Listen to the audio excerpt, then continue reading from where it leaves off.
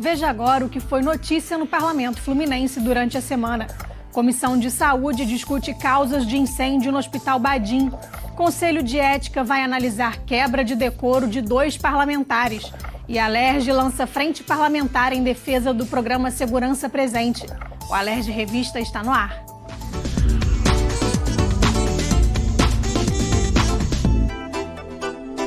A Frente Parlamentar em Defesa da Economia Popular Solidária realizou audiência pública na Câmara Municipal de São Gonçalo. O debate foi sobre as alternativas de geração de emprego e renda para os trabalhadores da região. É fundamental porque a economia solidária, acima de tudo, é um movimento social e, nesse sentido, ela tem que dialogar com o poder público, seja ele poder executivo ou poder legislativo, no sentido de fazer com que o poder público reconheça essa outra economia e, consequentemente, garanta políticas públicas para esses diferentes setores, seja para a agricultura familiar, seja para o pescador artesanal, seja para os artesãos, sejam para os catadores, ou seja, na realidade, é o governo entender que não existe apenas a lógica da economia de mercado, da relação patrão-empregado, mas também que é possível produzir e comercializar de forma cooperativada. Segundo os participantes, é preciso estimular fóruns de debate junto aos conselhos municipais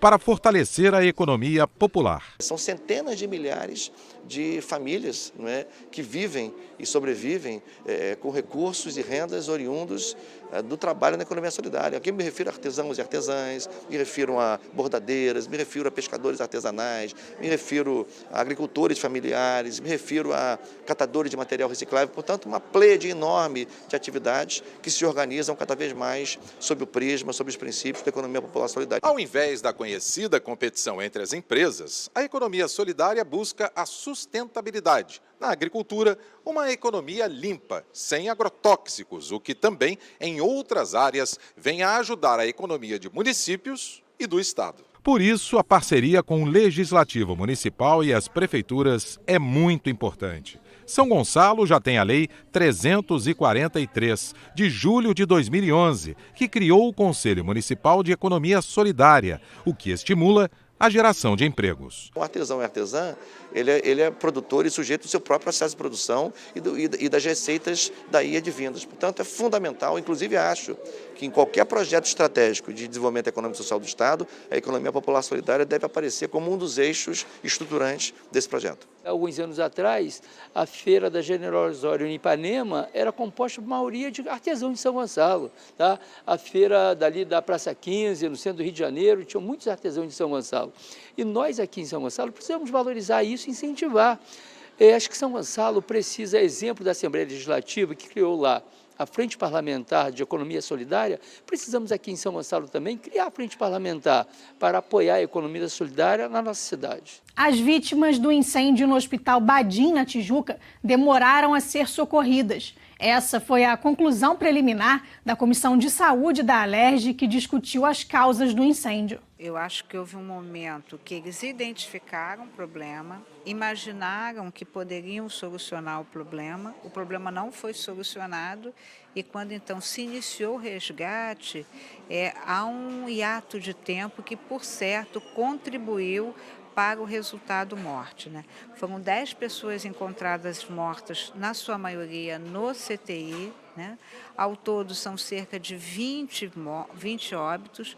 O hospital afirma que é necessário aguardar a decisão do Instituto Médico Legal, é evidente que sim, mas sem dúvida nenhuma nós estamos falando aqui de uma situação muito especial, de pacientes idosos que não conseguiram sair do hospital e que a inalação da fumaça, sem dúvida nenhuma, contribuiu para uma enfermidade posterior que levou ao óbito. No dia 12 de setembro, cerca de 430 pessoas, entre pacientes, funcionários e acompanhantes, estavam no hospital na hora do incêndio. Dos 103 pacientes, 72 foram encaminhados para outros hospitais. 20 morreram e 11 ainda estão internados. 21 funcionários e acompanhantes também receberam atendimentos em outros hospitais por causa do incêndio e apenas 2 ainda estão sendo tratados. Empenhamos desde o primeiro minuto todos os recursos humanos e materiais e iniciamos um resgate de forma mobilizando um grande número de profissionais, considerando que nós tínhamos 430 pessoas ao todo dentro do hospital. Esse número exigiu a remoção de pacientes em condição de saúde bastante delicada, muitos deles com idade avançada, e a gente continua trabalhando até agora para minimizar as consequências às pessoas atingidas e aos seus familiares. O dono da creche que abrigou os pacientes do hospital relatou que percebeu o incêndio por volta das 5h30 da tarde e que por volta das 6h20 começou a receber os mais de 50 pacientes e que a transferência só terminou por volta das 11 da noite. Quando a gente fecha o olho e para pensar, acho que foram as cenas mais difíceis, né, que a gente passou na vida. Eu, minha esposa, todos que estavam lá, os pais da creche que nos ajudaram, meus familiares. É muito difícil, né? Eu acho que tem 2 situações em específico que a gente não consegue esquecer. Por volta de 3 da manhã me ligou, ligou para o telefone da creche, né, uma pessoa, eu atendi, e era uma senhora perguntando se a mãe dela estava lá. E eu falei, senhora, eu não sei dizer, todos os pacientes já foram transferidos. Aí aquela sensação de impotência, essa eu não consegui ajudar. Mas a gente ficou muito feliz com o que aconteceu, com a rede de solidariedade que foi montada, de todo mundo da rua, acho que todos os prédios, todos os moradores de todos os prédios desceram para ajudar. O filho de um paciente que faleceu depois do incêndio disse que seu pai deu entrada no Hospital Quinta D'Or por volta das 10h45 da noite. Como foi esse resgate, eu não sei. Eu sei que agora, até assistindo a essa audiência, fiquei mais consternado ainda em saber que tudo começou naquele horário, que às 7h15 ele ainda estava lá dentro. Ele pedia, segundo a minha irmã, ele chegou a pedir para sair andando, porque ele estava bem. Ele queria sair dali e eles não deixaram de maneira nenhuma. Ele saiu por causa da fumaça. Deveria ter algum procedimento. E eu sei que ele saiu pela janela. E pela demora que aconteceu o resgate, o profissional lá do hospital dizer que foi em 7 minutos, isso é um absurdo. Porque isso tudo começou às 5h30 da tarde, 6, sei lá. Eu falei com meu pai às 7h15, ele estava vivo, tossindo, ainda falou com a minha irmã depois, no hospital, 1 hora depois, 1h30 depois que ele foi parar no Quinta D'Or, então ele ficou no mínimo umas 3 horas dentro do Badim, inalando fumaça. Segundo o advogado do Hospital Badim, no momento do incêndio existiam 32 brigadistas atuando no hospital. Bernardo Safad esclareceu que os brigadistas eram funcionários do hospital que receberam treinamento para atuar. A sala de manutenção do hospital fica no subsolo, então o vídeo é muito evidente. 1 minuto depois, o funcionário da manutenção já vai até o gerador e percebe o incêndio. Só que quando ele percebe o incêndio, já é um incêndio que ele não consegue controlar. Os vídeos que estão, né, sob o controle da polícia, poder da polícia, que efetivamente vão ser submetidos à perícia, eles mostram que em 2 minutos já começa a evacuação do térreo, né? E o máximo de tempo que se demora para começar a evacuação são 7 minutos no último pavimento. E não é uma evacuação desordenada, como se argumenta. Aparecem imagens em fila indiana das pessoas saindo do hospital, enfim. O Corpo de Bombeiros chegou ao Badim com 100 homens de 11 quartéis. Foram resgatadas 89 pessoas do hospital. A Comissão da Juventude debateu a cultura como 5º e último eixo temático na segunda-feira. A audiência discutiu a criminalização desses movimentos que geram empregos para a juventude e ajudam a sustentar milhares de famílias. A arte é uma forma de expressão que não só explica, reflete, nos traz a pensar o nosso mundo contemporâneo, mas também a pensar o passado e o futuro. O artista é capaz de antecipar o que vai ser, o mundo por vir, né?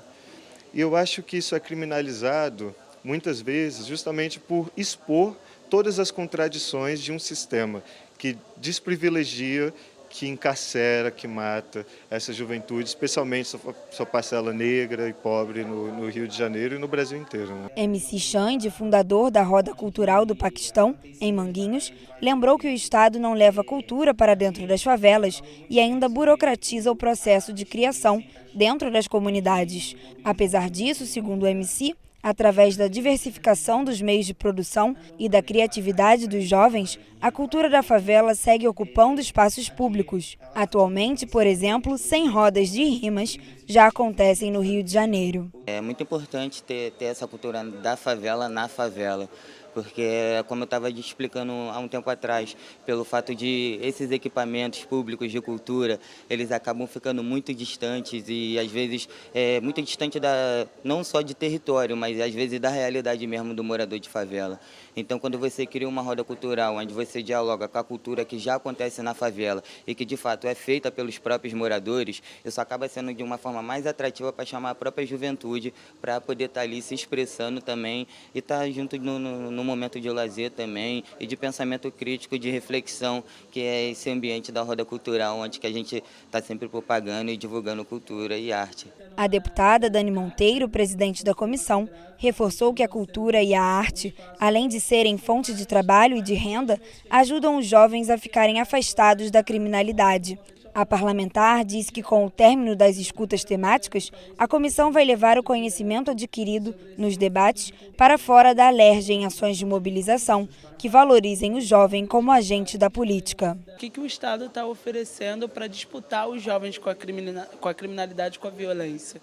Eu acho que isso já esteve muito presente no nosso eixo de trabalho, que foi a nossa primeira escuta temática, e eu acho que segue mais vivo do que nunca agora nessa nossa quinta escuta temática, que tem uma juventude hoje periférica lutando para sobreviver e sendo muito criativa nessa sobrevivência, né? Inventando formas de lidar com o descaso do que é o poder público. Porque uma roda de rima é um espaço não só ali de cultura, mas é também de educação popular, é também um espaço econômico, porque quando uma roda ocupa uma praça, aquela praça é revitalizada, aparece a barraquinha de cachorro-quente, a barraquinha do suco, a barraquinha do x-tudo, e essas barraquinhas também são trabalhadores que vão vivendo dessa renda. Na terça-feira, em comemoração à Semana do Lixo Zero e à Semana Nacional de Ciência e Tecnologia, o Fórum de Desenvolvimento Estratégico do Estado realizou o seminário O Papel da Bioeconomia na Oferta de Soluções para os Resíduos. O deputado Luiz Paulo abriu o evento